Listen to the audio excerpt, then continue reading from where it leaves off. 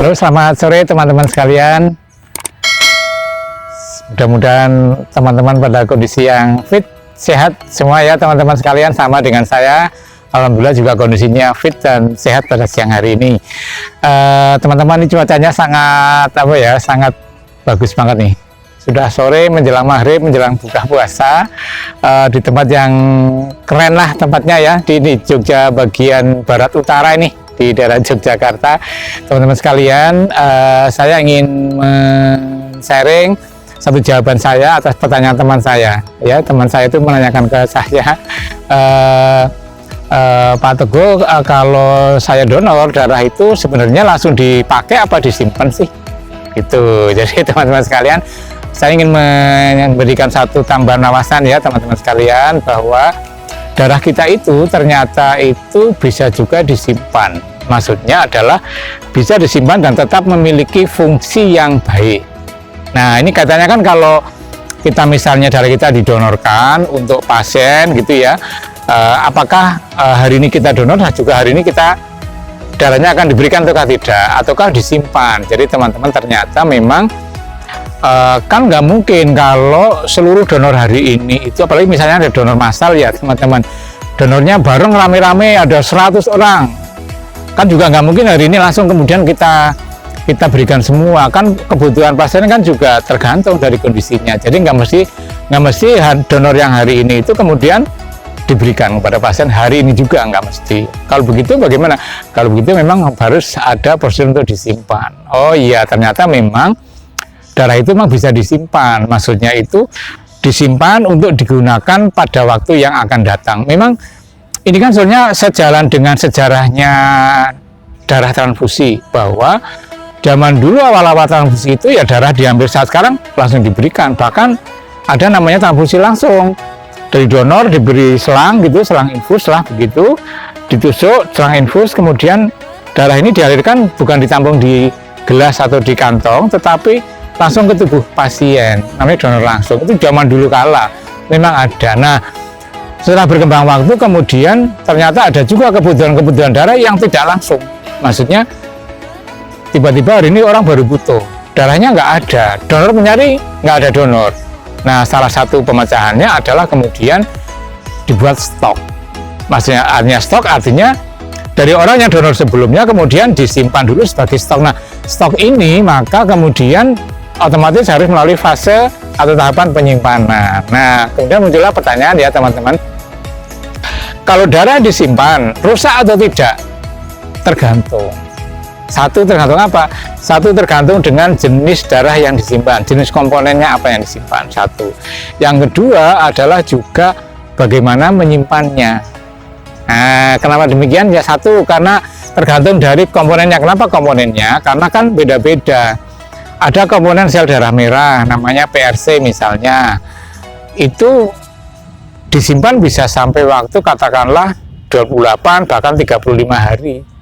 Tapi kalau komponen darahnya adalah trombosit, dia hanya bisa disimpan selama 5 hari saja.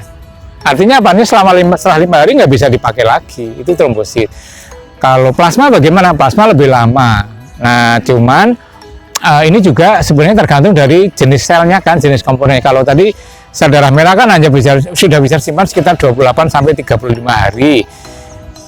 Kenapa? Karena sebenarnya usia sel darah merah lebih panjang. Dia usianya kan sampai 120 hari. Lebih panjang. Sehingga kita bisa nyimpan juga lumayan panjang, sampai 30 hari kurang lebih. Sampai 28 hari. Nah, kenapa trombosit hanya sampai 5 hari? Ya, karena usia trombosit itu usianya hanya 10 hari, teman-teman.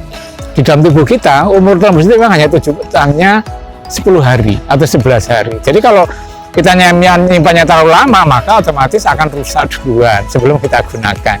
Kalau plasma bisa lama, bisa berbulan-bulan bahkan bertahun-tahun. Cuman ini masih tergantung hal yang kedua tadi, bagaimana cara kita menyimpan. Nah, bagaimana ini tergantung juga dari suhu, cara suhu bagaimana kita menyimpan. Kalau komponennya adalah sel darah merah, maka menyimpannya pada suhu 2 sampai 6 derajat Celcius.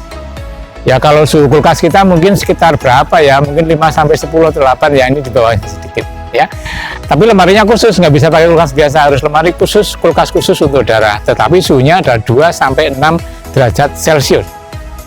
gitu. Kalau trombosit disimpan pada suhu kamar, tapi bukan kamar saya. Kalau kamar saya suhunya 30 derajat, ini suhu kamar, tapi suhu kamar di ruangan laboratorium. Jadi suhu kamar di sini adalah dipakai 20 sampai 24 derajat Celcius, itu trombosit. Plasma bagaimana?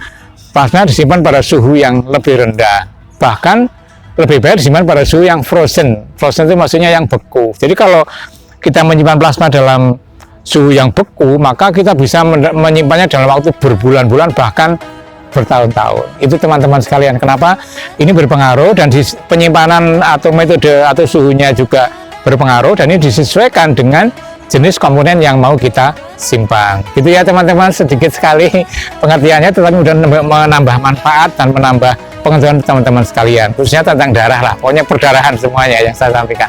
Nah, satu lagi tadi teman-teman, jadi kita menyimpan sekian lama itu, apakah juga dijamin bahwa itu fungsinya masih bagus? Sepanjang kita menyimpan dengan standar yang benar, yang sudah sesuai SOP namanya ya, prosedur yang benar, dalam waktu yang memang masih sudah ditetapkan, maka insya Allah fungsinya tetap akan masih baik. Artinya kalaupun misalnya contoh trombosit, apakah trombosit yang hari ini sama trombosit yang setelah simpan 5 hari itu sama enggak? Pada dasarnya sama. Kalaupun beda tidak akan banyak, tetapi dari sisi kemanfaatan tetap masih akan sama. Oleh karena itu sebenarnya tidak ada masalah kemudian trombositnya masih hari ini ataukah sudah disimpan selama 5 hari, kecuali pada beberapa pasien khusus mungkin butuh simpanan yang masih baru kadang-kadang ya, tapi ini nanti lain waktu saya akan cerita ke teman-teman ya. Tetapi secara umum disimpan 1 hari dan simpan 5 hari untuk trombosit relatif sama, artinya sama itu secara fungsional, secara fungsi masih bisa disamakan. Begitu ya teman-teman. Oh ya, satu lagi, kalau itu disimpan maka risikonya adalah lisis. Lisis itu maksudnya pecah.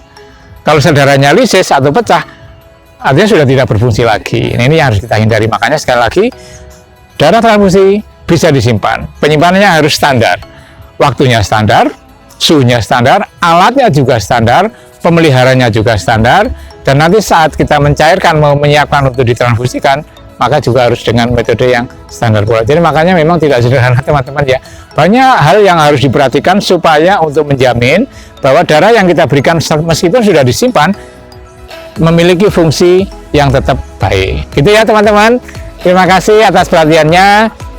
Mudah-mudahan teman-teman bisa menambah manfaat, dan jangan lupa untuk share ke teman-teman yang lainnya ya teman-teman, supaya bisa saling mengetahui. Dan jangan lupa bisa like ataupun komen ataupun subscribe ya teman-teman, jangan lupa untuk subscribe teman-teman. Saya sekali lagi ingin terima kasih, ini subscribe saya itu begitu, grafik itu begitu naik terus dalam waktu yang sangat singkat teman-teman, di luar prediksi saya sebenarnya ya. Jadi terima kasih teman-teman sudah subscribe, yang belum monggo silahkan di subscribe supaya tetap bisa mendapatkan info-info lanjutan tentang isu-isu yang terkait dengan perdarahan, tanda petik ya perdarahannya. Gitu ya teman-teman ya. Ciao.